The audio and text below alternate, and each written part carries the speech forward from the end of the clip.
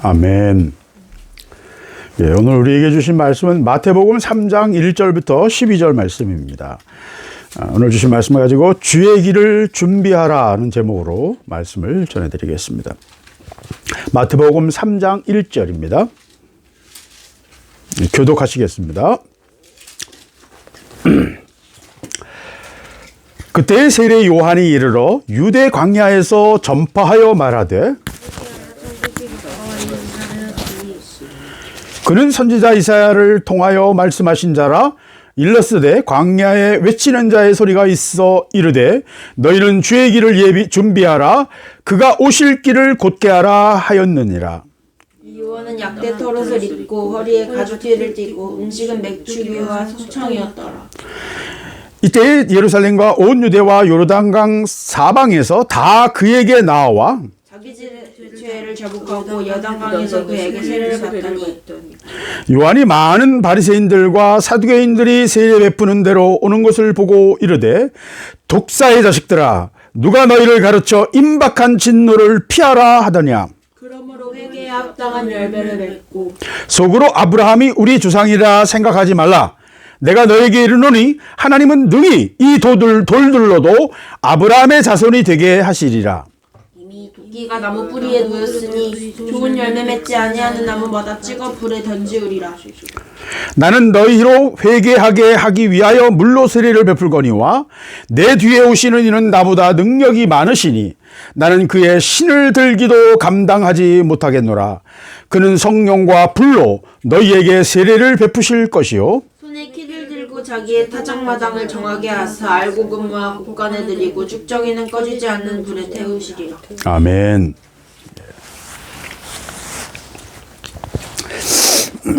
예. 오늘 말씀은 오늘 말씀은 세례 요한에 관한 이야기입니다. 세례 요한이 유대 광야에서 나타나서 이스라엘을 향해서 외치는 소리예요. 세례 요한은 예수님께서 오시는 메시아가 또는 그리스도가 헬라어로는 그리스도고 유대 히브리어로는 메시아입니다. 기름 부음을 받은 자라는 거예요. 특별하게 선택되어 기름 부음을 받은 하나님의 사자라는 의미예요. 그래서 하나님이 보내는 하나님의 사람이 오는 것을 내가 예비한다. 그 하나님의 사람을 주라고 불렀어요. 그래 우리는 다 주님이라고 부르잖아요. 주님. 예. 그 하나님의 사람을 예비하기 위해서 광야에 외치는 자의 소리를 내가 미리 보내겠다라고 이사야를 통해서 이미 말씀하셨거든요. 그래서 그 말씀하신 대로 몇백 년이 지난 말라기 이후 거의 400년 이상 450년 정도 또는 500년 이상 지난 뒤에 이 세례 요한이라는 예언자가 선지자가 나타납니다. 몇백 년 동안 하나님의 말씀이 없었기 때문에 많은 하나님의 사람들이 유대인들은 계속해서 하나님의 말씀을 사모했어요. 예언자들을 사모했어요. 왜? 기록된 말씀은 있지만 종교를 통해서 선포되는 하나님의 진짜 하나님의 말씀 흉내내는 말이 아니고요. 설교가 아니고요. 그 순간 하나님이 그 종을 통해서 말하는 진짜 하나님의 말씀을 듣고 싶었던 거예요. 하나님의 말씀은요, 사람의 말이 아니에요. 사람의 말이 아니에요. 하나님이 그를 통해서 말씀하시는 거예요. 그래서 다 알았어요, 이걸. 그렇기 때문에 몇백 년 동안 하나님의 말씀을 기다리고 하나님의 사람을, 선지자를 기다렸던 거예요. 그렇기 때문에 온 유대인들이 천지사방에서 다 몰려와서 세례 요한 앞에 머리를 숙이고 자기 죄를 자복하고 세례를 받은 것입니다. 세례 요한이 뛰어났기 때문에, 물론 세례 요한도 뛰어났죠. 하나님의 특별한 사람이었죠. 그 전까지 보지 못했던 특별한 사람이었어요. 세례 요한의 특별함과 비범함은 오늘 말씀 속에서 잘 나타나요. 예. 그는 특별한 사람이었어요. 그러나 그보다 더 큰 거는 유대인들의 갈증이었어요. 영적인 갈증, 메마른 상태. 예. 그래서 유대인들은 세례 요한의 그 외치는 소리가 엄청나게 거칠고 거스릴 수 있을 텐데도 그 앞에 머리 숙이고 죄를 자복하고 세례를 받은 것입니다. 1절 그때에 세례 요한이 이르러 유대 광야에서 전파하여 말하되 그랬습니다. 예, 그때는 2장 마지막 절에 나타나는 시간과 한 30여 년의 차이가 나요. 그러니까 한 장 사이에 30년이에요. 그러니까 이 성경의 필법이 그래요. 한 장 사이에 몇백 년일 수도 있고요. 한 장 사이에 몇 천여 년일 수도 있어요. 창세기로 가면 한 장 사이에 천여 년이 날 수도 있어요. 예. 필요 없는 걸 기록 안 하는 거예요. 필요한 관점에서 기록을 하는 거기 때문에. 그때는 헤롯이 베들레헴에서 수많은 아이들을 학살하던 사건이 이야기되고, 그 다음에 3장에서는 그때 하면서 세례 요한이 딱 나오는 거예요. 그 중간 과정이 싹 없습니다. 하나님의 일은요, 항상 때가 중요합니다. 때가 차야 돼요. 그리고 때를 분별하는 것이 가장 어려운 일 중에 하나예요. 그래서 많은 사람들이 때를 기다리다가 지치고 낭망하기도 하고 제풀에 나가 떨어지기도 해요. 하나님의 때가 있어요. 그때 450년을 기다리고 500년을 기다렸는데 그 때가 온 거예요. 하나님의 때가 있다니까요. 온 인류가, 모든 믿는 자들이 오늘 3장 12절에 세례 요한이 표현한 것처럼 하나님이 예비하신 말세, 하나님의 심판이 이루어지는 마지막 때에 일어날 일들을 우리는 다 기다리고 있어요. 그 때가 언제입니까? 제자들도 질문했어요. 2000년 전에. 지금도 아직도 그때는 오지 않았어요. 그러나 그 때가 분명히 와요. 그래서 때가, 성경에서는 때가 너무너무 중요한 거예요. 결정적인 순간 하나님의 때가 옵니다. 그 때를 기다리고 그 때를 포기하지 않고 믿음으로 버티고 기다리는 것, 그게 중요해요. 그 기다리던 안나가 예수를 만났고 시므온이 예수를 만났던 거예요. 기다리는 자에게 하나님은 절대로 배반하지 않으세요. 하나님은 말씀하신 것을 절대로 시건하지 않으세요. 그 말씀을 이루시고 약속을 이루시는 분이에요. 때가 필요해요. 때가 돼야 돼요. 그때에 세례 요한이 이르러 유대 광야에서 전파하여 말하되, 그렇습니다. 요한이라는 이름은 이 후대에 와서 많이, 예수님 당시 그 직전에 많이 퍼졌어요. 그 전에는 요한이라는 이름이 그렇게 많지는 않아요. 있긴 있었어요. 그 전에도 열왕기나 이런 데 보면 요한이라는 이름이나 요하난이라는 이름으로 나와요. 그래서 요한이 나오긴 나오는데 이 시대에 와서는 요한이 아주 많아졌어요. 왜 그러냐면 이 시대로부터 한 100여 년 전에 요한 힐카누스라는 유대 지도자가 있었어요. 대제사장이었던 요한 힐카누스. 그 사람이 유대인들 사이에서 뛰어난 지도자였기 때문에 그 사람의 이름을 따기 시작해서 요한이라는 이름이 많이 사용된 거예요. 그래서 요한이라는, 세례 요한이라는 말을 쓰는 이유는 요한이라는 이름이 너무 많았기 때문에. 그래서 세례 요한, 사도 요한을 구분하고 또 다른 요한도 많아요. 그래서 세례 요한이라는 말을 쓰는 거는 그 요한, 많은 요한 중에 바로 세례를 주던 바로 그 요한, 그 얘기를 하는 겁니다. 요한이 이르러 유대 광야에서 전파했다.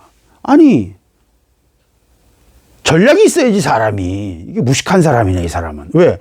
뭔가 내가 할 말이 있다면 사람이 많이 모이는 역전 앞 광장이든지 예루살렘 성문 앞이든지 아니면 어떤 길목에, 사람들이 많이 오가는 길목에 서서 외쳐야지 광야에서 외친다는 거는 이거 멍청한 거예요. 왜? 광야 사람이 없거든요.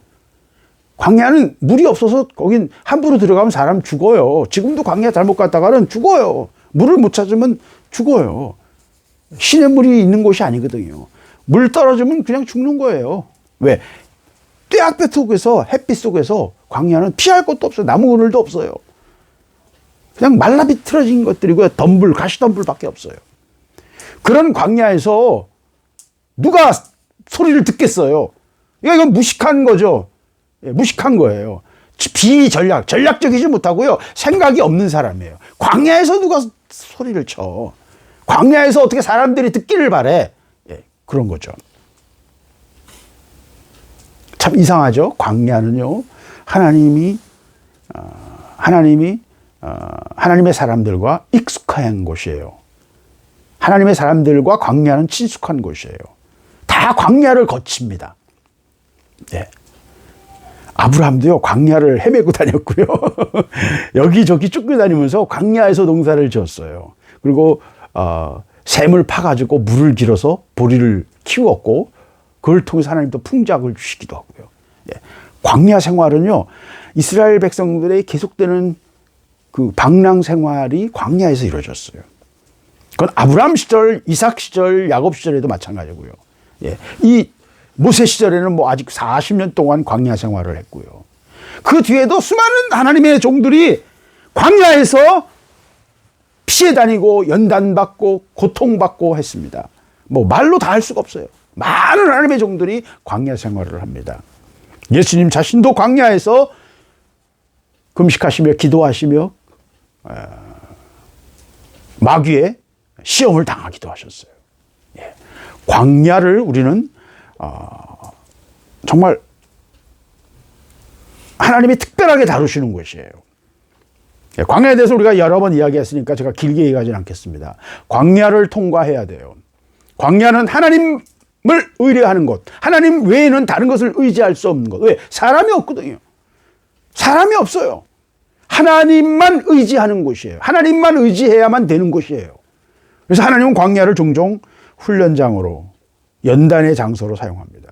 또 유대 광야는 반대편으로 표현하면 그 당시 유대인들이 몇백 년 동안 하나님 말씀이 희귀해서 영적으로 피폐한 상태, 말라 비틀어져 있는 영적인 상태를 암시하는 그런 영적 의미를 우리는 또 찾아볼 수도 있습니다.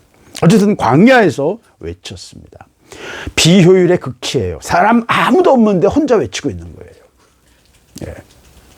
하나님의 일은요, 상식이 아니에요. 논리가 아니에요. 효율성이 아니에요. 제가 얘기했잖아요. 나는 하나님께 자꾸 훈수 두고 싶다고. 훈수 두고 싶다고. 아니, 하나님의 종들이 다 저렇게 돈이 없어서 쩔쩔쩔 매는데 왜 저렇게 내버려 두십니까? 하나님 한 빵이면 될 텐데. 아니, 나도 해요, 아버지. 나 조금만 자금 줘보세요. 내가 석유 선물하고 이런 거 선물 딱 보고 있다가 위기 상황이 올 것 같다. 근데 군사적인 위기, 이번 홍해 같은 거 올 것 같다. 그러면 바로 선물 투자하면 돼요. 그러면 100배, 1000배 뻥튀기 금방 돼요. 아, 하나님 그렇게 좀, 참 답답해 죽게 미치겠네. 하나님 왜 이렇게 무식한 방법을 사용하세요? 사람에게 전달하라니요. 하늘에다가 그냥 스크린을 깔아요. 내가 맨날 하는 소리잖아요. 비효율의 극치인 것 같아요. 하나님의 일의 방식은요, 인간이 볼 때는 미련하게 보입니다. 하나님의 방법은 전혀 달라요. 전혀 달라요. 관점이 다르고 목표가 달라요. 인간의 생각과는 아예 차원이 달라요. 제가 어젯밤에 사고력에 대해서 얘기했지만 인간이 사고력의 깊이에 의해서 지배당하거나 지배하는 겁니다. 네. 귀족들이요? 세상을 지배하는 자들이요? 그들이 만만한 줄 아세요? 그 사람들의 생각이 너무 깊기 때문에 깊은 생각을 가진 자들이 결국은 땅을 지배해요. 네. 왜? 전략이 있기 때문에. 만만한 게 아니에요, 이런 것들이. 그래서 그런 걸 비교해 보면 이 세례 요한의 광야에서 외치는 소리는 무모하고 비효율적이고 바보 같은 짓이죠. 그래서 그가 말합니다. 회개하라, 천국이 가까웠느니라. 뭐 새로운 논리나 헬레니즘에서 말하는 철학자들이 말하는 새로운 논리나 새로운 이야기, 제가 너무너무 좋아하는, 난 항상 새로운 이야기를 좋아하거든요. 새로운 이야기, 새로운 관점, 이걸 너무너무 좋아하거든요. 새로운 기술, 너무너무 좋아해요. 제 본성이 그래요. 그런 새로운 이야기가 아니에요. 이 메시지 속에는 뭐 신기한 게 없어요. 하늘의 어떤 이야기를 말해주는 것도 아니에요. 삼층천을 갔다 오고 천국에 대해서 말해주는 것도 아니에요. 아주 단순하고 투박한 이야기였어요. 회개해라. 천국이 가까웠다. 회개하라는 말은 마음을 바꾸라는 거예요. 돌이키라는 거예요. 방향을 바꾸는 거예요. 변화를 거둬서 새로운 행실, 새로운 열매를 맺으라는 거예요. 지금까지 열매와 상관없이 다른 새로운 열매, 좋은 열매를 맺는 게 회개예요. 삶이 변하는 거예요. 8절에 말하는 것처럼 회개에 합당한 열매를 맺고, 하나님이 보시는 거는 회개의 열매예요. 그래서 회개하라, 돌이키라. 천국이 가까웠다. 천국이라는 말은 하늘의 나라예요. 하늘의 왕국이에요. 바실레아 투 우라노스. 예. 하늘의 나라. 하나님의 나라예요. 또 다른 곳에서는 하나님의 나라라고 표현하기도 하고 여러 가지 말로 표현했습니다. 결국 같은 말이에요. 하나님이 통치하시는 나라예요. 그래서 하나님의 나라가 가까이 왔다는 거예요. 세례 요한의 메시지는요, 아주 단순했어요. 그리고 명확했어요. 회개해라. 하나님의 나라가 가까웠다. 세례 요한의 메시지는요, 단순하고 명료하면서 엄청 깊고 깊게 보고 있어요. 12절을 보면 손에 키를 들고 자기 타작마당을 정하게 하사 알곡을 모아 곡간에 들이고 쭉정이는 꺼지지 않는 불에 태우시리라. 아니, 인류 역사를 이렇게 간략하게 마지막 때 일어날 하나님의 말세에 일어날 모든 하나님의 사역을 이 한 줄의 문장에 다 집어넣어 버렸어요. 그게 뭐예요? 하나님은 강렬한 기질, 엄청난 재난과 전쟁을 통해서 바람을 일으키시고 그 기질을 통해서 알곡과 쭉정이를 구분해내시고 알곡은 모아들이고 쭉정이는 불태워버리는 일, 그게 말세에 일어나는 일이라는 거예요. 몇천 년 뒤에 일어날, 언제 일어날지도 모르는 역사를 관통해서 지금 이 세례 요한은 하나님의 일어날, 하나님이 행하실 일들을 말하고 있는 거예요. 그래서 가까웠으니까 회개해라! 하는 거예요. 그는 선지자 이사야를 통하여 말씀하신 자라. 이거는 이제 마태가 하는 말이에요. 그는 선지자 이사야를, 이 세례 요한은 누구냐? 선지자 이사야를 통해서 미리 말씀하신 사람이다. 하나님은 항상 하나님의 종들에게 미리 말씀하시지 않고서는 하나님의 일을 행하시지 않습니다. 제가 계속 말했죠. 왜? 하나님의 일은 사람을 통해서 이루어지기 때문에 하나님은 하나님의 종들을 통해서 선포하게 하세요. 선포해야 돼요. 하나님의 일을 선포하고 인간의 동의와 인간의 헌신과 인간의 순종을 필요로 합니다. 그래서 하나님은 먼저 말씀하십니다. 하나님께서 하나님 말씀을 통해서 하나님의 뜻과 하나님의 계획을 선포하시고 인간들에게 준비케 하십니다. 말씀하신 자라. 일러스되 광야에서 외치는 자의 소리가 있어 너희는 주의 길을 준비하라. 그가 오실 길을 곧게 하라. 이사야 40장 3절 말씀입니다.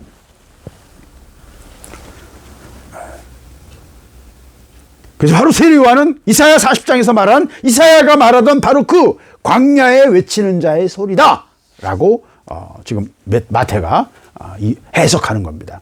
세례 요한은 이사야가 말한 바로 그 광야의 소리였다. 세례 요한 자신도 그렇게 표현을 했죠. 그러면서 이 요한에 대해서 이제 마태가 또 계속 설명합니다.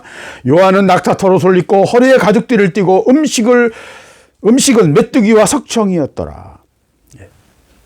광야에서 외쳤고 낙타털옷을 입었대요.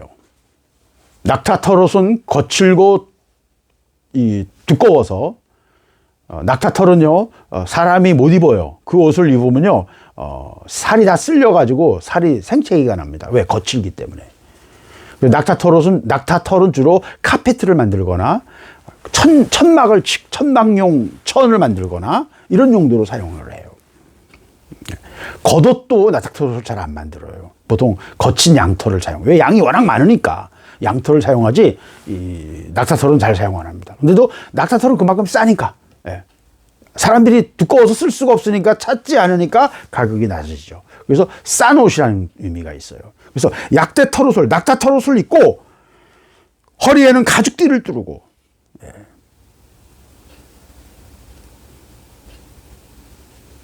이 낙타털옷과 가죽띠라는 표현은 아주 거친 옷을 말합니다. 우리 요새 그러니까 이 시대의 용어로 표현하자면 작업복을 입고 예를 들면 머리에는 노가다 이 헬멧을 쓰고 뭐 이런 식의 표현인 거예요. 이 표현 자체가.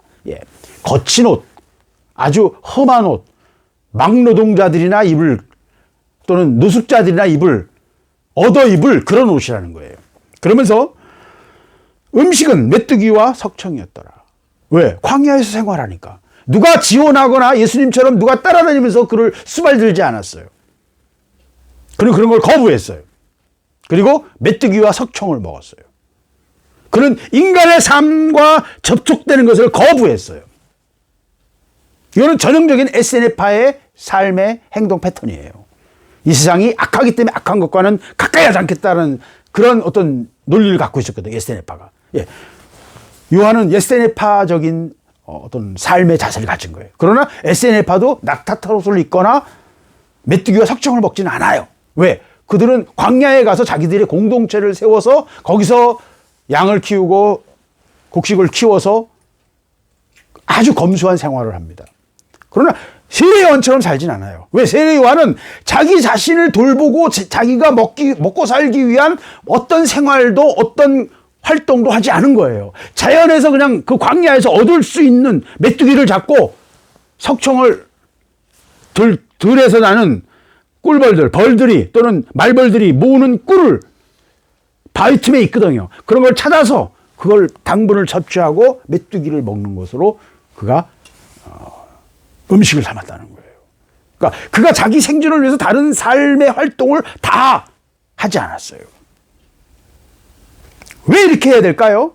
이건 쇼맨십인가요? 왜 이렇게 해야만 할까요? 그건 세례 요한의 사역에 아주 정확하게 들어맞는 행동입니다. 왜? 그는 자기의 사명에 온전히 집중하고 그 사명이 끝나자마자 어떻게 됐어요? 목 잘려 죽어버렸어요. 그의 삶은요, 하나님이 주신 사명 외에는 어떤 것도 없어요. 그가 어떤 다른 활동을 하는 이야기 아무것도 없어요.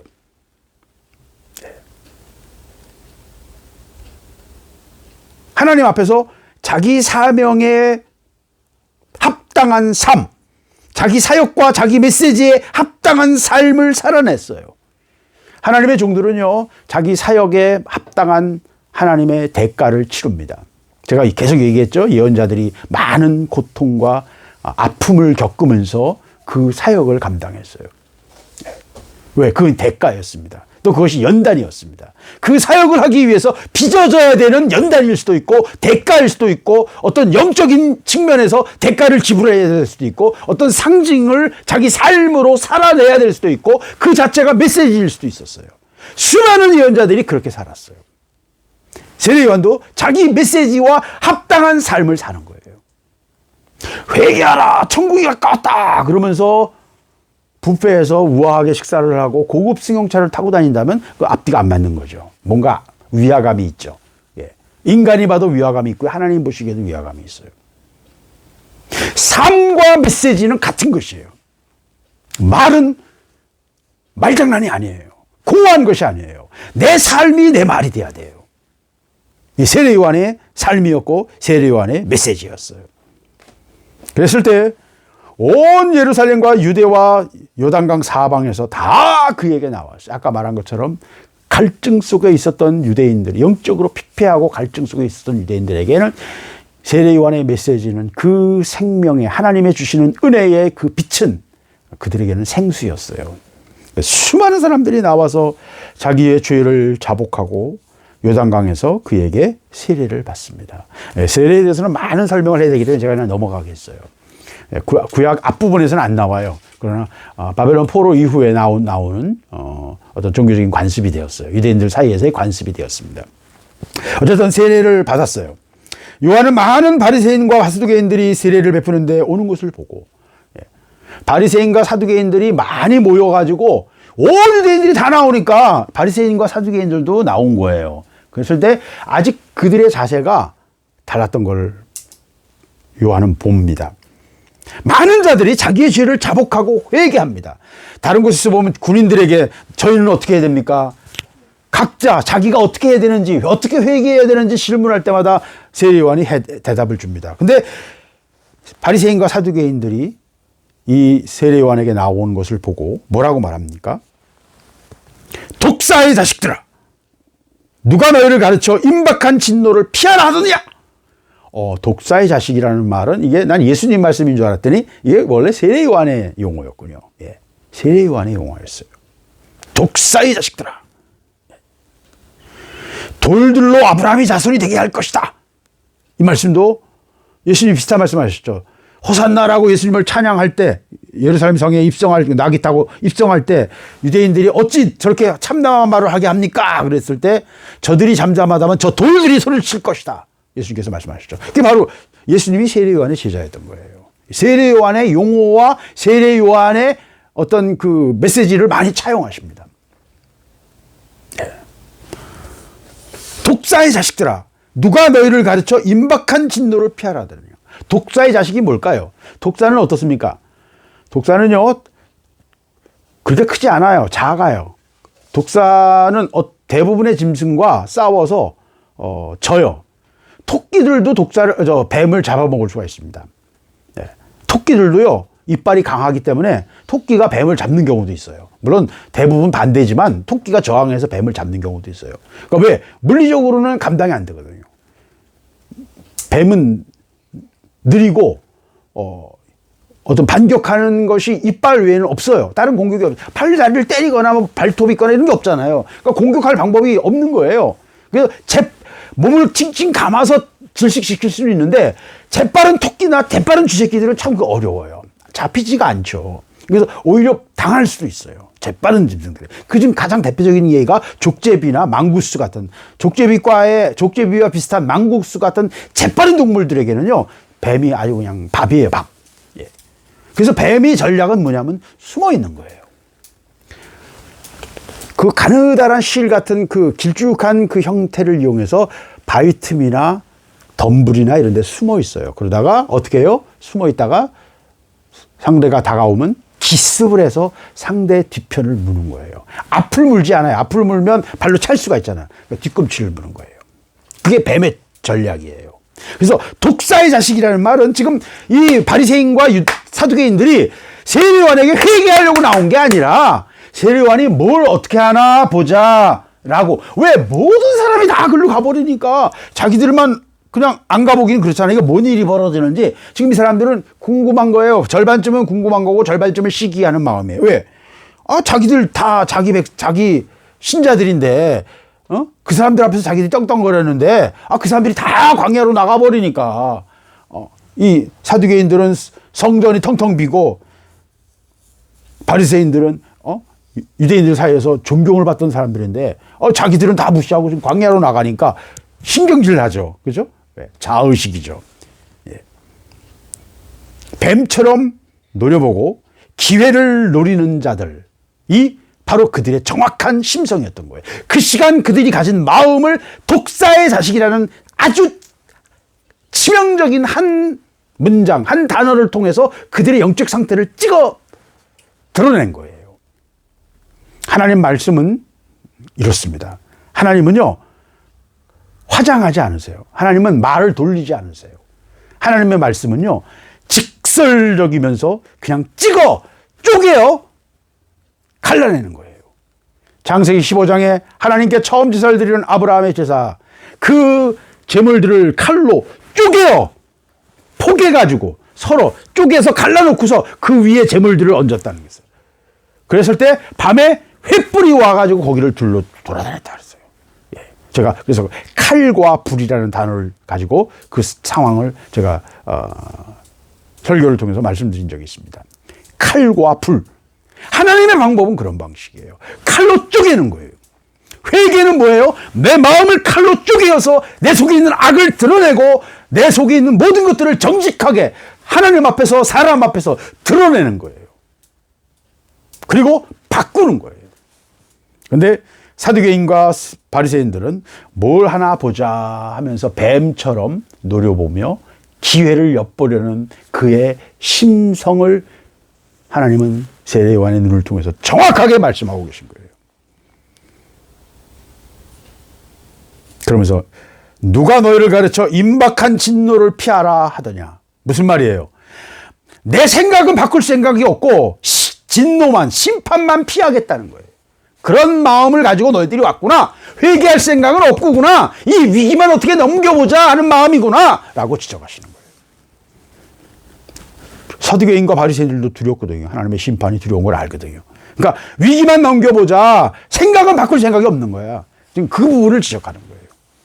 그러므로 회개에 합당한 열매를 맺고, 요나의 사역이나 세례요한의 사역은 뭡니까? 회개를 촉구하고 심판을 경고하는 사역이었어요. 그리고 결국 회개에 합당한 열매를 맺으라는 거였어요. 그래서 니느웨는 어린아이까지 다 짐승까지 다 금식을 시켰어요. 징징대고 울고 불고 해도 내버려뒀어요. 모든 백성이 다 금식을 했어요. 회개에 합당한 열매를 맺어야 돼요. 행동으로 회개가 나타나야 돼요.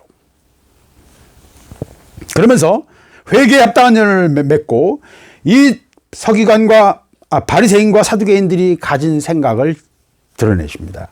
속으로 아브라함이 우리 조상이라 생각하지 말라. 하나님은요, 여러분 속으로 하는 생각도 다 감찰하시고 지적하시고 문제 삼으세요. 하나님 앞에서요,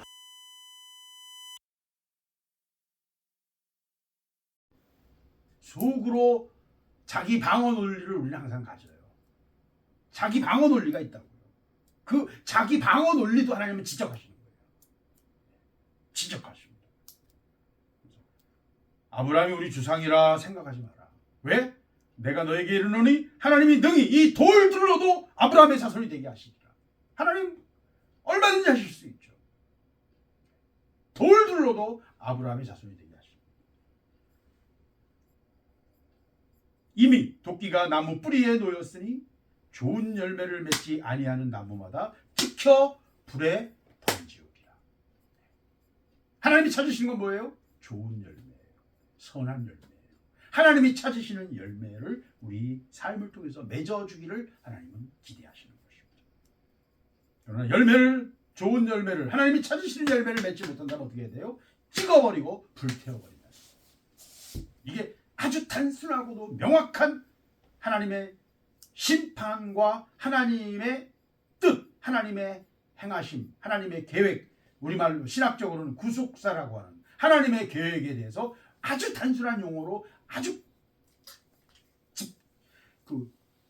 관철해서, 관통해서 핵심을 우리에게 말하고 있는 거예요. 나는 너희로 회개하게 하기 위하여 물로 세례를 베풀거니와 내 뒤에 오시는 이는, 나는 외치는 자의 소리거든요. 뒤에 오시는 분을 위해서 지금 소리치는 거예요. 물러거라! 대감이시다! 이조 판서시다! 외치는 거거든요. 물러거라! 하는 사람의 소리라는 거예요. 내 뒤에 오시는 이는 나보다 능력이 많으시니 나는 그의 신들기도 감당하지 못하겠노라. 영적으로 깨어 밝은 빛 가운데 들어가게 되면요, 자기 영적 상태를 정확하게 봅니다. 제가 늘 말하잖아요. 영적 실제, 영적 지위, 영적인 내 위치를 자기가 알게 돼요. 제가 늘 말하는 것처럼 어느 곳에 가든지 권위를 찾아야 돼요. 권위를. 내가 누구 말을 들어야 되는지를 항상 살펴야 돼요. 군대에서는 그게 기본이에요. 내가 누구 말을 들어야 되는지, 내 상관이 누군지, 내 직속 상관이 누군지 제일 중요한 거예요. 위에 높은 사람들은 있죠. 근데 그 사람들은 내 옆에 있지 않아요.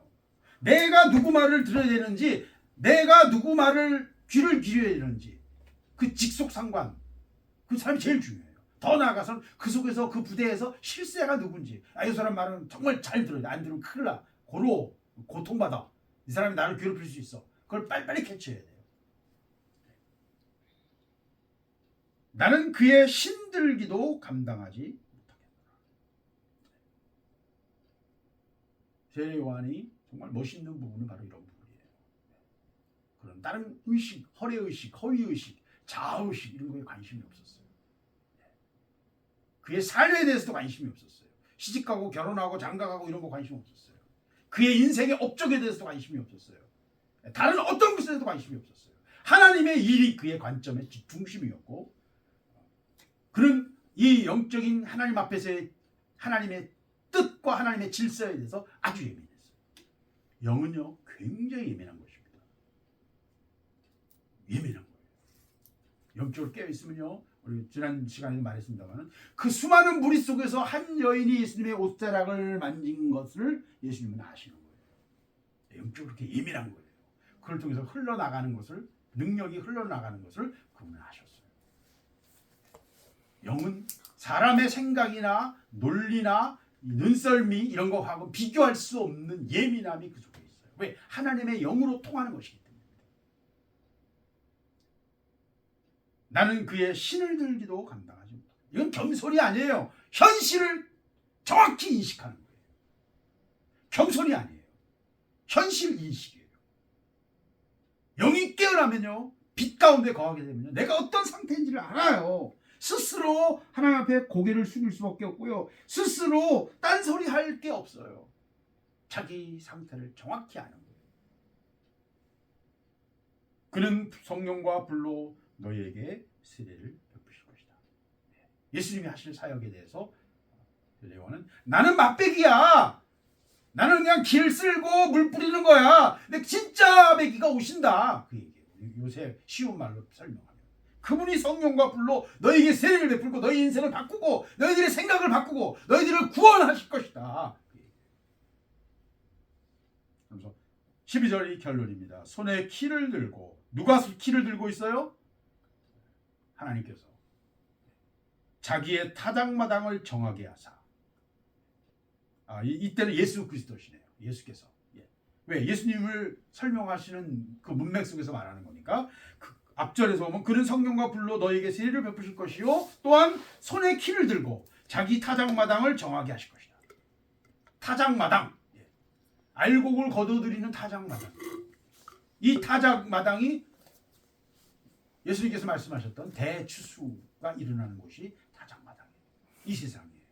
이 세상에서 하나님은 정하게 이 세상을 정결하게 하실 것이다. 그래서 불로 하나님이 심판하시는 것입니다. 그래서 이 마지막 때에는요, 화산과 하늘에서 떨어지는 불, 유성과 소행성들이 떨어지고요, 해성들이 떨어지고요, 땅에서 화산이 일어나고요, 태양의 불길이 더 격렬해지고요, 불로 심판합니다. 그 추세를 명확하게 관찰을 통해서 지금 확인되고 있어요. 과거보다 더 많은 화산, 지진, 그리고 최근에 와서 소행성과 해성의 위험이 생각보다 더 크다는 것이 최근에 와서 발견되고 있어요. 태양의 이상현상이 발견되고 있어요. 그것이 어떻게 될지는 몰라요. 그러나 이상하다는 것은 발견되고 있어요. 자기 타작마당을 정하게 하사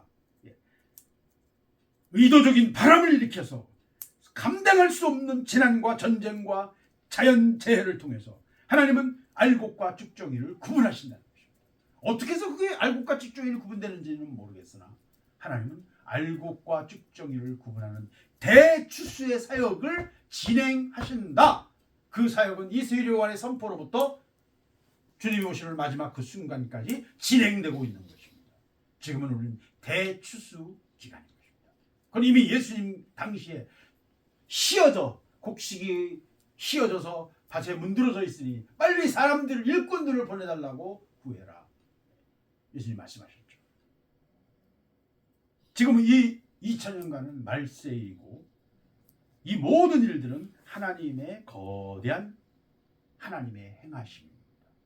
대추수라는 하나님의 행하심이고, 이것은 역사를 관통하는 거대한 역사 해석이에요. 세례요한은 복잡한 미사려구나 논리를 가지고 말하지 않습니다. 그냥 영으로 꿰뚫어서 그냥 본질을 찔러서 말하는 것이에요. 단순한 용어로 찔러서 말하고 있습니다.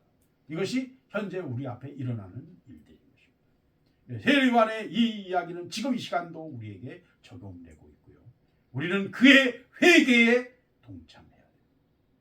특별히 이 민족에게 앞에 있는 하나님의 재난에 도끼가 나무 뿌리에 가까이 다가가고 있는 사실을 저는 봅니다. 제가 몇 년 전부터 계속 얘기했죠. 이거 피하기 어려울 것 같다.